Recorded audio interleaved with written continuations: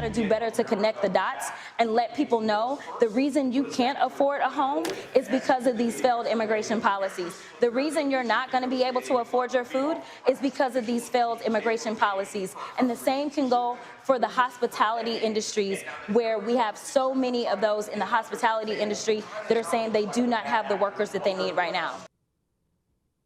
I'm going to tell you something before we bring in Stephen Gardner. I can smell it coming. I've smelled it coming before. Jasmine Crockett's days in Congress are numbered. I'm telling you. I told you. We've talked about this many times. Street communists and elite communists are two separate things. And you can move from being a street to being an elite, but what you are never, ever, ever allowed to do is cause trouble for the elite communists. You cause too much trouble, back to the streets you go. Ask Jamal Bowman. Ask Cori Bush. Why do you think AOC is such a good little girl now? Joining me now, Stephen Gardner. You can find his amazing videos. They're really well done at YouTube. Stephen Gardner 1 on YouTube. Stephen, my understanding is that Jasmine Crockett's already under investigation. She is, yeah. It turns out she's been taking money through Act Blue, which is about to be heavily investigated for money laundering, for bringing foreign money into American elections. I think the days of Jasmine Crockett, as you say, are numbered. Okay, I need you to expand on Act Blue for all the normies out there watching who don't understand this organization. I'm old enough to remember Hurricane Harvey here in Houston when they were soliciting donations and all of it went to Act Blue. It didn't go to hurricane people at all. This has been a scummy organization for a while. Tell me about it. So Act Blue is the #1 mechanism for the Democrat Party to raise money. It's now under suspicion of bringing foreign dollars into American elections. Remember those fires that happened under Gavin Newsom's watch not long ago? Well, you had people like Elizabeth Warren who said, go donate money. It went through Act Blue. You had Black Lives Matter, donate money. It went through Act Blue. Mark Kelly of Arizona, it went through Act Blue. On and on and on.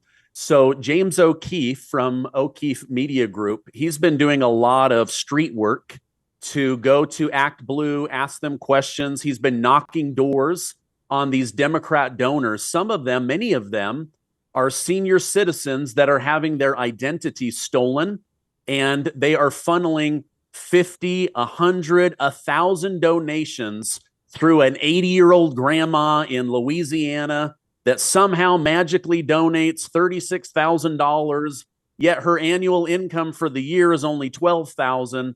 So Act Blue has been, again, the #1 fundraising arm for the Democrat Party, but I believe it's a total scam, and I believe that Congress immediately needs to investigate Act Blue. Okay, a couple things I need clarification on. Is this a 501c3, meaning is this a profit? Is it a charity is what people would know it as? That's one. Two, if they're funneling, because I've heard these tales before, cash through some little old lady who makes $36,000 a year, where's the cash originating? So they're going to have to follow that money back. My understanding, though, is, you know, if you knock on somebody's door and they say, yeah, I didn't make these 55 donations totaling $36,000, there's a money trail. There has to be a money trail. So why isn't Congress immediately acting on this? This is one of my beef with the Republican Party, is you literally have what appears to be a smoking gun. And what do? They sit on their thumbs. So yes, this is a mechanism for raising money, but all money has a money trail. It's the easiest way to catch people in a crime, but they've got to actually do the legwork. So should they release Doge on this? Most likely. Should they have a congressional hearing on this? Absolutely. Will they? I couldn't tell you that. Speaking of Doge, Elon Musk was out there saying this. We anticipate savings in FY26 from reduction of waste and fraud by $150 billion. And I mean, and some of it is just absurd, like people getting unemployment insurance who haven't been born yet. I mean, I think anyone can appreciate whether, I mean, come on, that's just crazy. You know, some of these things, if people ask me like, well, how are you going to find waste and fraud in in the government. I'm like, well, actually just go in any direction. That's how you find it. It's very common. it's, as the military would say, target-rich environment.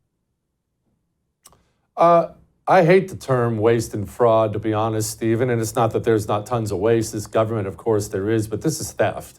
When you have theft at this level, I feel like you're putting a smiling face on it, calling it waste and fraud. We've been robbed. Absolutely. I believe that we've been robbed. They're using our tax dollars against us. We found from the Doge investigations that many of these charities were fake, these NGOs were fake.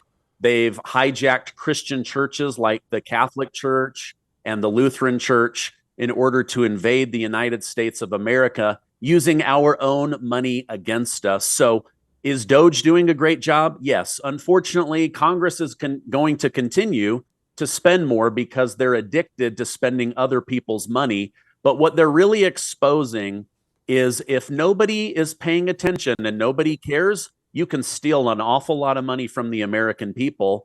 And these NGOs, I mean, look at George Soros, for example. The guy puts in $1 billion, creates a fake charity, and then he gets some Democrat in Washington, D.C. to put up billions of dollars through USAID. Then what does he do? He floods the country with illegal immigrants. Now the taxpayer is on the hook for all of the safety net programs. Then you find out that they're putting them into Social Security. They're getting them ID cards. Now they're voting in elections. It's just a giant circle jerk, and the American people are the losers. But I have hope. I'm not trying to blackpill anybody. I have a lot of hope that good things are going to come out of this. But man, does President Trump and Congress have a giant uphill battle. Speaking of uphill battle, Trump is trying to realign the world economically right now with his fair trade, tariff stuff. Talk about it.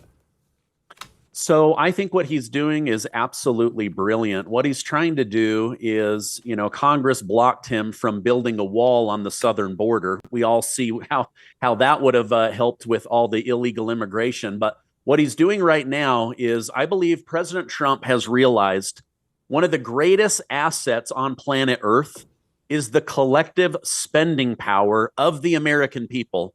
Nobody spends money like Americans. And so if you want to do business in the United States of America, there's going to be a tariff. Or if you want to avoid that tariff, you've just got to bring jobs and your company here. What has happened? Nearly $4 trillion in committed investment.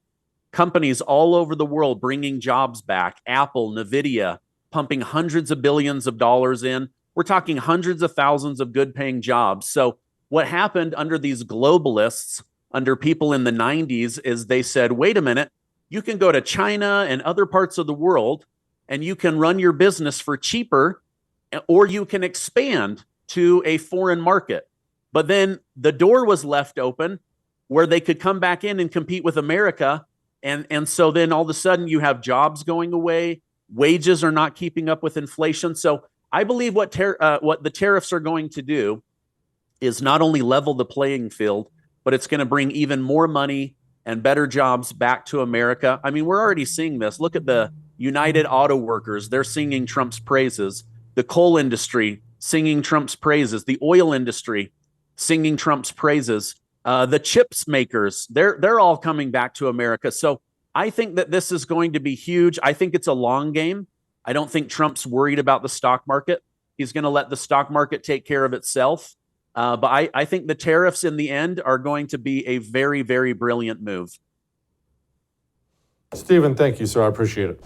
I would thank you for coming to my YouTube channel, but I know how brilliant it is, and I know you love it here. So subscribe and watch. We're going to start really ramping things up and putting some funny stuff, some interesting stuff out there, some collaborations. Either way, my YouTube channel is officially the place to be.